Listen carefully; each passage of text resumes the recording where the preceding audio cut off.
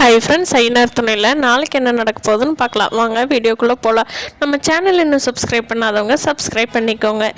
வானதி பாண்டி கூட நல்லா பேசிகிட்டு இருக்கிறாங்க. ஒரு நாள் பார்த்தா பயங்கரமாக சண்டை போட்டுட்ருக்காங்க. இந்த வானதியோட இது கணிச்சிக்கவே முடியல. ஆனால் பாண்டி ரொம்ப நல்ல பையன். சோழனை காட்டிலும் மெச்சூரிட்டியாகவும் இருக்கா, ரொம்ப யோசிச்சும் பண்ணுறான் பாண்டி. அந்த வகையில் பாண்டியன் ரொம்ப நல்லா பாராட்டலாம். பிரச்சனை ஆனதுக்கப்புறமா நிலா ரொம்ப டென்ஷனாக அவங்க ரூம்லேயே போய் இருந்துக்கிறாங்க. வெளியே வரவே இல்லை. யாருமே நிலாவையும் கூப்பிட்டு தொந்தரவு பண்ணல. சேரனுக்கும் என்ன பண்ணுறதுன்னு ஒரே டென்ஷனாக உட்காந்துருக்கிறாரு. சோழன் பயங்கர டென்ஷனில் வெளியே உட்காந்தவர் அந்த ராகவை சும்மா விடக்கூடாது, என்ன பண்ணலாம் அப்படின்னு சொல்லிட்டு அப்போவே வண்டி எடுத்துகிட்டு கிளம்பி போகிறாரு. போய் ராகவோட வீட்டுக்கு போயிட்டு வெளியே நின்றுட்டே கூப்பிட்றாரு. அப்போ ராகவ் வெளியே என்ன ராகவ், என்ன இந்த டைமில் வந்திருக்கீங்க? நிலா எதுவும் சொல்லி அனுப்பிச்சாளா, என்ன விஷயம் அப்படின்னு சொல்லி கேட்குறாங்க. அதுக்கு சோழன் சொல்கிறாரு, ஆமாம் நிலா தான் சொல்லி அனுப்பிச்சா, வாங்க கொஞ்சம் தனியாக போய் பேசுவோம் அப்படிங்கிறாரு சோழன். அப்போது ராகவுக்கு நிலா நம்ம வழிக்கு வந்துட்டாலோ அப்படின்னு நினச்சிக்கிட்டு போகிறாரு. அங்கே போனால் சோழன் ராகவை குத்துன்னு குத்துறாரு. ராகவ் ஐயோ அம்மா விடுங்கிறாங்க. ஏண்டா உனக்கு என் பொண்டாட்டிக்கிட்டவே லவ் பண்ணலாங்கிறியா, தனியாக ஃப்ளாட் எடுத்து கொடுக்குறாங்கிறியாம்மா, என்னென்னடா நீ எல்லாம் சொல்லிகிட்டு இருக்கிற?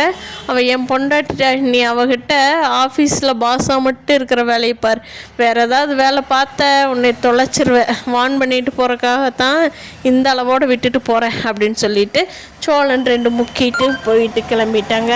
விஷயம் நடந்ததெல்லாம் நிலாவுக்கு தெரியாது. நிலா காலையில் எழுந்திரிச்சு ஆஃபீஸ் கிளம்புறாங்க. சேரன் அண்ணாக்கிட்டே எப்பவும் போல் லிமிட்டாக பேசிக்கிறாங்க. ரொம்ப நல்லா பேசுகிறவங்க ஒரு லிமிட்டோடு தான் பேசிக்கிறாங்க. காலையில் சாப்பிட்டு லஞ்சு வேண்டாம், நான் வெளியில் பார்த்துக்கிறேன் அப்படின்ட்டு கிளம்புறாங்க. பல்லவன் அண்ணி நானும் வர பஸ் ஸ்டாப்புக்கு அப்படின்னு சொல்லிட்டு பல்லவனும் நிலாவும் ஆஃபீஸுக்கு போகிறாங்க. அப்போது பல்லவன் சொல்கிறா, அண்ணி நீங்கள் சேரன் அண்ணாக்கிட்ட கொஞ்சம் ஹார்ஷாக நடந்துக்கிட்டீங்க, நீ இப்படி நடந்துடக்கூடாது அப்படிங்கிறாங்க. அப்புறம் என்னடா பல்லவா, எங்களோட பர்சனல் போய் அது 3ஆவதுவங்கிட்ட போய் சொல்லலாமா? நாளைக்கு இவரோட கல்யாணம் ஆனாலுமே இவர் யதார்த்தம்னு சொல்லி எல்லா விஷயத்தையும் போய் அடுத்தவங்ககிட்ட சொன்னால் அது தேவையில்லாமல் எத்தனை பிரச்சனை ஆகுது தெரியுமா? அதை அவர் புரிஞ்சுக்கிட்டுண்டா, அவர் தப்புன்னு அவருக்கு தெரியட்டும். அதனால தான் நான் இன்றைக்கி கூட முகம் கொடுத்து பேசலை. அவர் நான் மோசமானவர்னு சொல்லலை, ஆனால் அவருக்கும் இந்த விஷயங்கள்லாம் தெரிஞ்சுக்கணும்ல, அதுக்காகத்தான் இப்படி வந்தேன் அப்படின்னு சொல்லி நிலா சொல்லிடுறாங்க.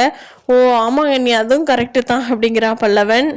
சோழனோட அப்பாவும் சேரன்கிட்ட போய், சேரன் நீ பண்ணினதாண்டா தப்பு, நானும் அந்த பொண்ணு எதுக்குடா உன்னை இப்படி திட்டுதே, அந்த பொண்ணு மேலே ஏதாவது தப்பு இருக்குமோன்னு நல்லா யோசிச்சு பார்த்தேன்டா, ஆனால் நீ அவங்களோட பர்சனல் விஷயத்த சோழனோ நிலாவும் வெளியே சொல்லியிருந்தா பரவாயில்ல, நீ போய் சொன்னது தப்பு தாண்டா அப்படிங்கிறாங்க. அப்பா நான் யதார்த்தமாக சொல்லிட்டேன், அப்படி தாண்டா சொல்லக்கூடாது, அந்த புள்ள சொல்லிச்சல்ல, அதனால் எனக்கு எத்தனை பிரச்சனைன்னு நீயே கேட்டே இல்லடா அப்படிங்கிறாங்க. ஆமாப்பா நான் என்ன பண்ணுறதுன்னே தெரியல அப்படின்னு சேரன் ரொம்ப நல்ல மனசுன்னோடவர் இல்லையா, அவருக்கும் மனசு தாங்களே புலம்பிக்கிட்டு இருக்காரு.